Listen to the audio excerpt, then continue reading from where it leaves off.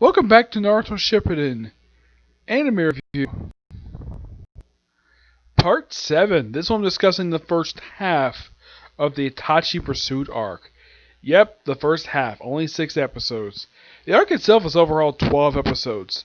Now, what happens in these episodes? Quite a lot of development happening in just these 6 episodes alone. I forgot to mention something that happened in my last video.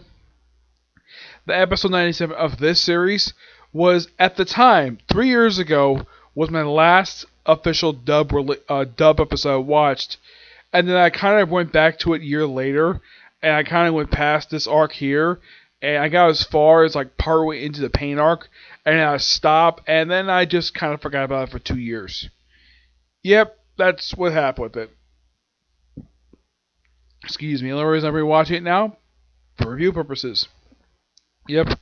In these 6 episodes, the thing basically starts off with Orochimaru in one of his hideouts, where presumably the one that he was in the previous arc of the series, where he's in his room, he's coughing, he really wants to go through the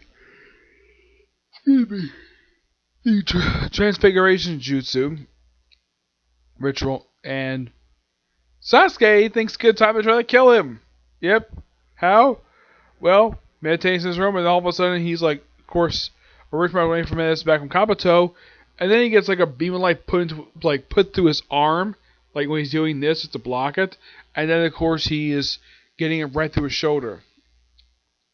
And then Sasuke decides to hack the piece to his door, and then of course, then they proceed to fight, and then he sheds his skin, forming the Great White Snake form, which you could say, according to Sasuke, this is Orochimaru's true form. Unknown, because the thing is, when it comes to this snake, as far as I can tell, this is his only appearance ever made in the series. Yes, Orochimaru himself does briefly return in the arc that comes, like 2 arcs come right after this one, which is the feud between brothers. Yeah, that was actually when he actually returns. But he doesn't go to his snake mode. No. But Orochimaru after that, Orochimaru stays dead officially for a long time. He always wanted to show up in that arc because it was just part of him. He doesn't get fully resurrected until toward the end of the Fourth Ninja War. Yep.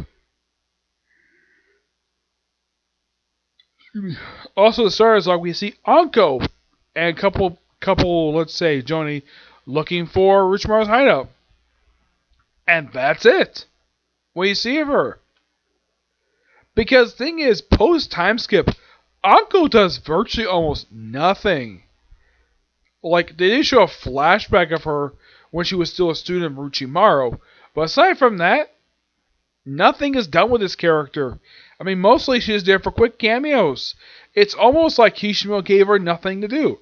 She's a great character, and I like the fact that the previous series actually gave her some character development. Here, nothing. Like before Orochimaru officially dies at the hands of Sasuke, we sort of show some series of flashbacks. First seeing the third Hokage when he was still alive, when he was much younger than he was before he passed away. Where this is basically...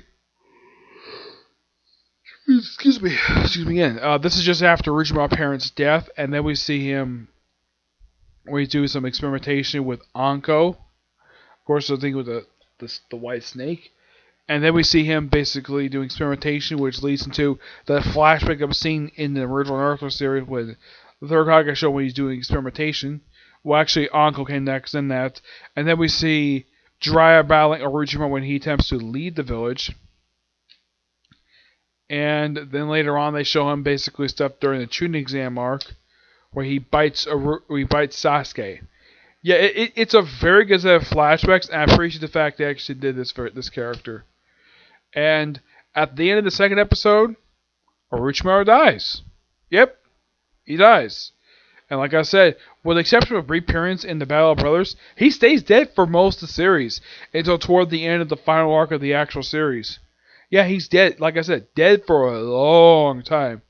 Yeah, it's like they stuck with him being dead, and then Kishimoto was like, oh wait, he's a popular villain, let's resurrect him via very strange means.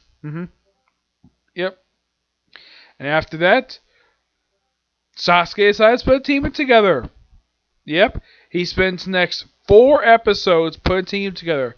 First, he recruits Sengetsu, a shinobi from the Hidden Mist Village, which later turns out he's related to one of the 7 swordsmen. Yep, and he recruits him. He's like, join me. He's like, okay, I'll make a deal with you. I'll join you if you help me get Zabuza's sword, the Executioner's Blade. This is the first time it's technically referred to that in the series, because originally his sword was simply just Zabuza's sword. It was never referred to as the Executioner's Blade. Not much was known about the sword, aside from the fact it belonged to Zabuza. Though if he was a rogue ninja, why the heck would he be allowed to keep it even though the sword is technically the property of the Hidden Mist Village? That's something that's never explained. So, originally in the manga, they just found it just still at the grave. In the anime, they added this thing where, oh yeah, a aides to the daimyo of the Land of Water took it, and this guy is a corrupt official where he bribes other officials to do whatever the heck he wants. So, they proceed to break into his... Well, first Sasuke breaks into his house, in order to all his men to show up, and then of course you have Sengetsu basically beat in Sasuke all the guy's men, takes back the sword, and he's all set. So, and of course, before they get there, they come across the Great Naruto Bridge. Now, for Sasuke, this is the first time he's seen the thing since the Land of Waves arc. Way back in episode 19 of the original Naruto anime. That's how long it's been. For him, in the course of the anime, it's been 3 years since the damn thing. Then they go to find the bridge builder. They suspect that he was the one who may have the sword. And nope, he doesn't have it. And according to one of the people who work for him, he's off in the Land of Lightning working on a bridge. And he won't be back till next year. Well, that's partially a lie. Because he does show up in another arc of this anime, so don't worry about that. But it's great that we have a revisit to that arc. That was actually fantastic. And I think if this album is play, okay, who's next? Kyrene of the South Hideout. A character who is part of the Uzumaki clan. Yeah, they do this later on in the series. Because she's a redhead and she's good at seals. Yeah, and her outfit, I should point out that for most of the series, it's the same outfit.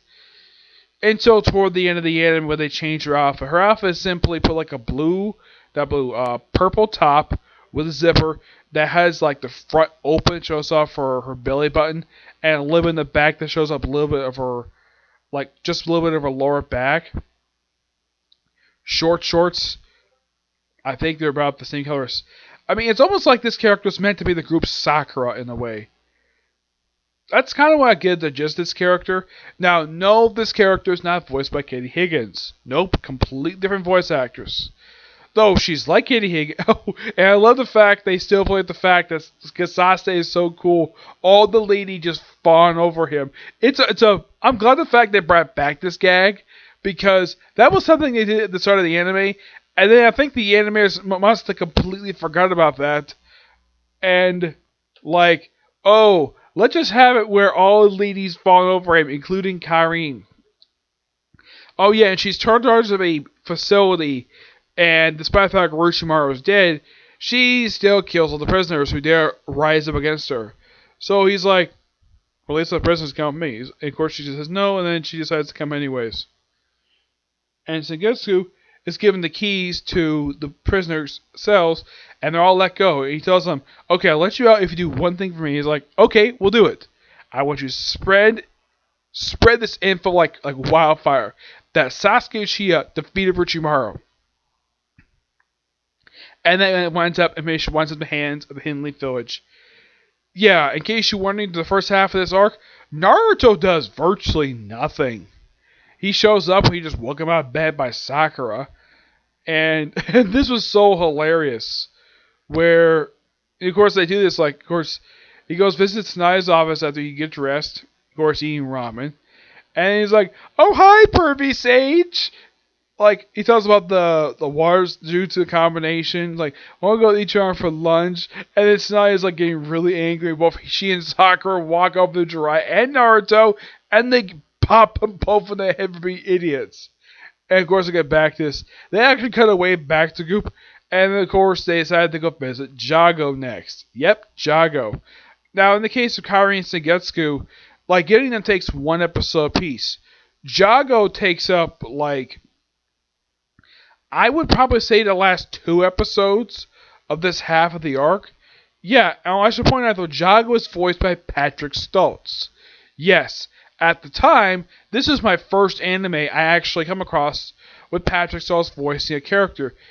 And also at the time, even though yes, this technically was the first anime I come across with him, but at the time I was watching it subbed. I didn't watch the dub till like 2 years ago. So you can kind of count this as the first anime I've watched where he voices a character, though you could say that was unofficial. I would say officially it was probably in Bleach, when he voices Kapachi, when he takes over from David Lodge. Though I've heard a couple different stories, apparently he stopped being Kapachi for the last couple of years of the series for Bleach because the man retired. And then it turns out that no, he just retired from that series. Probably just focus on Naruto so he can finish voicing Jiraiya. Yep. And then after he convinces Django after doing a flashback to Kinemaro, well, apparently this is a bit of a retcon because Kinemaro, when he was seeing the previous series, he's basically bedridden, and he just gets up and goes after Sasuke. Here it's like, oh, he's just talking to Django, and then he goes after Sasuke. I'm like, what? Did he go to this hideout and then go to Sasuke? Yeah, this made no freaking sense at all, given the fact the timing of this. Because where he was seen in the original Naruto anime, he was miles away from this. Unless somehow he decided to run to this hideout and then go to Itachi, it's almost like that maybe Orochimaru was actually at this particular hideout, or that's where Kinemaro was, possibly, but they don't say. It's kind of confusing. And then, of course, they show like when they first met Django. They don't show Sengetsu's flashback in here at this point. Yeah, as far as I can tell, for him, he's the only member of Hibe where they don't show his flashback. Karin, her flashback is shown, but later on. Django's is the first one seen here, where he was recruited by Kinemaro to become part of work for Orochimaru, which he was like, okay, fine. And then, of course, he had basically where we become good friends. And, of course, Sengetsu was like, oh, yeah, I know the guy. Yep. And, well, Naruto, when he hears that Orochimaru has been killed, he's like, okay, does that mean Sasuke? He's like, no. He's like, oh, okay, that means he's going after Itachi. And he's like, is the operation still on to hunt down the Akatsuki? He's like, yeah. Fine. Let's go hunt down Itachi Uchiha. That particular member of the Akatsuki. Which, okay, that's actually a really good... Okay, I like the fact they brought that up because, well, it almost seems like, okay, the Akatsuki was there, but was the operation going on? But nope, it's still going on. And don't worry, they do explore the second half of this arc, but... Yeah, this is what I thought was something really weird that happens next. They do a flashback two-parter. Yes, a flashback I focus on Kakashi. Yes, I will discuss this in part 8, discussing the Kakashi Gaiden two-parter. Yep. And then right back to Itachi Pursuit arc. Yep. So, in the case of that two-parter, might happen for a little over an hour because I'm going to briefly watch JoJo, and then we'll go back to arc. Yep. But, until we see the next video.